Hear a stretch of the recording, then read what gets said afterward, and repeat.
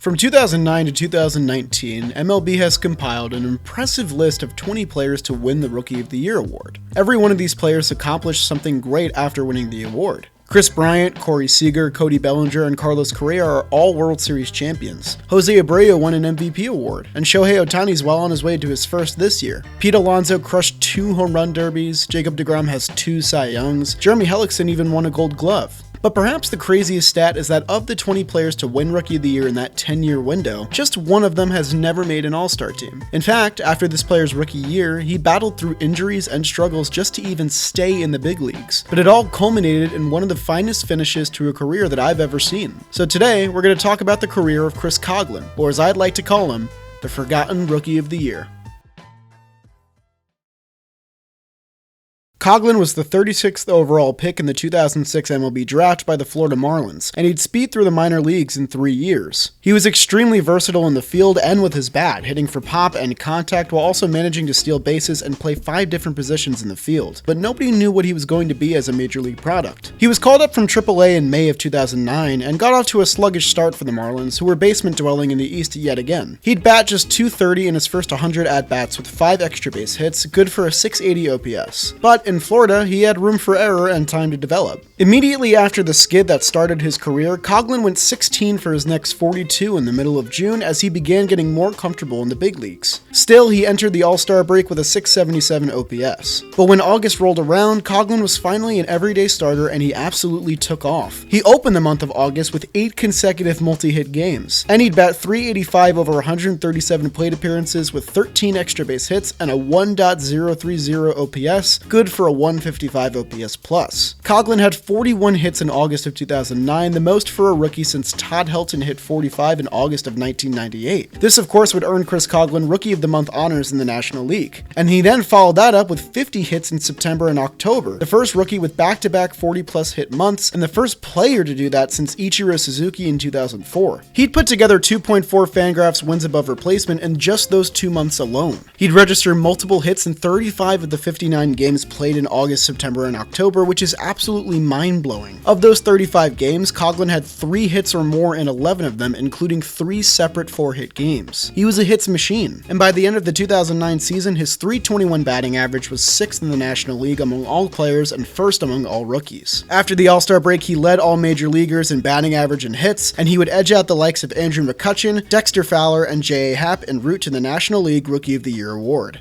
This was a high honor, but it wasn't totally surprising. As an all-fields hitter with solid pop, decent speed, and an ability to play multiple different positions, Chris Coghlan's future looked blindingly bright. He looked to be a Marlins mainstay as they continued to rebuild towards a promising team. But this is why it was so shocking to baseball fans everywhere when Coghlan didn't play in 100-plus games in a season again until 2014, 5 years after his rookie season. Well, how did this 5-year lull happen? It was a spell of injuries that capitalized 5 years of mediocre play, particularly highlighted by an embarrassing mistake made in 2010, where Chris Coghlan attempted to pie his teammate Wes Helms in the face after walking off the Atlanta Braves in July of that year. Coghlan leapt high, missed the pieing, and landed very awkwardly on his spikes on the dugout steps. The Marlins would try to save face by claiming that Coghlan's ensuing knee discomfort was from a hit by pitch, but the baseball world soon figured out that a gaffed walk-off celebration would be forcing last year's Rookie of the Year into season-ending surgery for a torn meniscus. And, I knew it was just like one of those things that took me about 30-45 seconds, and I was like, okay, something happened. I stepped to the game and then took that flight out here, which was, it was real rough on my knee because that elevation, flying 7 hours, it's a little more swollen, the doc said, than it might have been. It's just tough to walk on. How did it happen again, Cogs? Celebrating. Happened as I just told them. And would you believe that this came just 2 months after Kendrys Morales injured himself by jumping on home plate after hitting a walk-off home run? He was leading the Angels in Triple Crown categories when he got injured by fracturing his leg. Baseball is such a strange sport.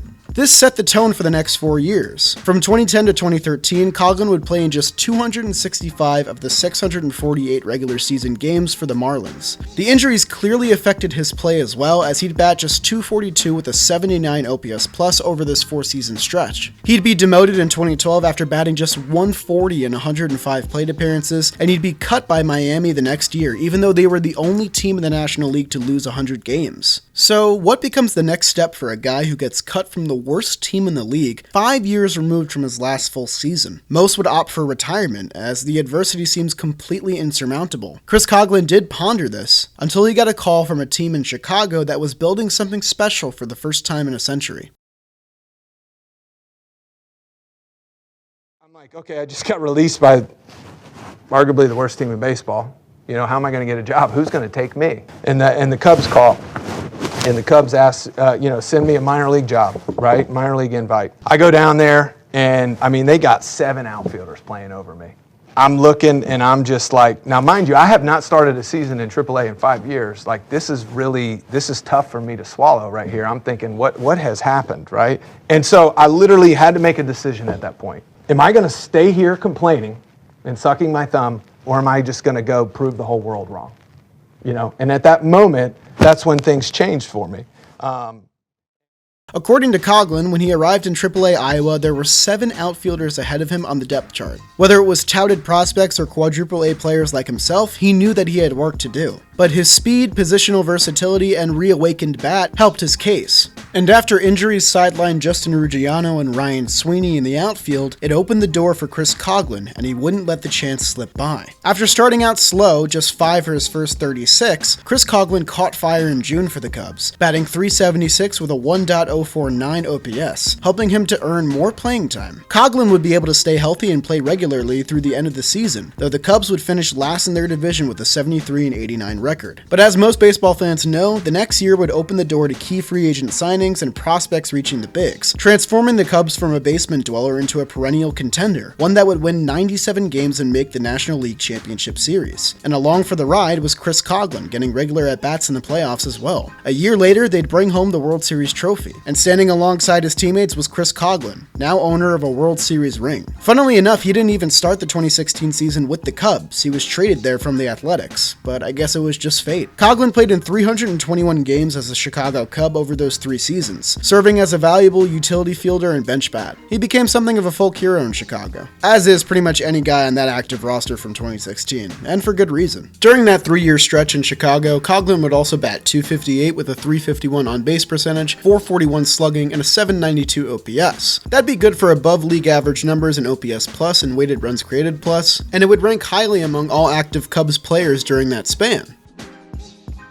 Coghlan would save one more highlight reel play for his last season in 2017 with the Blue Jays, where he leapt over a catcher and did a flip and landed on home plate, because why not? But alas, this would close the book on his 9-year roller coaster career. I'm sure that Coghlan and fans of his had high aspirations after his breakout rookie season, and that emotion must have been just as intense watching season after season go by with struggles and injuries. But still, Coghlan closing his career with a World Series ring is one of the few happy endings we can bear witness to in sports, so it's a story worth telling nonetheless. I feel like so often we see guys go out on the bottom, either by injury or a lackluster last season. And while Coghlan was never an all-star like the rest of his Rookie of the Year contemporaries, I think his journey bears a different form of weight. To go from the top of your class to nearly 5 years without production, to almost retiring due to adversity, and then finally ending up a World Series champion. Chris Coghlan's career is quite the story, and I'm glad you sat down with me today to listen to it. But that's all I got for you guys this time. I'm the Jolly Olive, and I'll see you guys next time.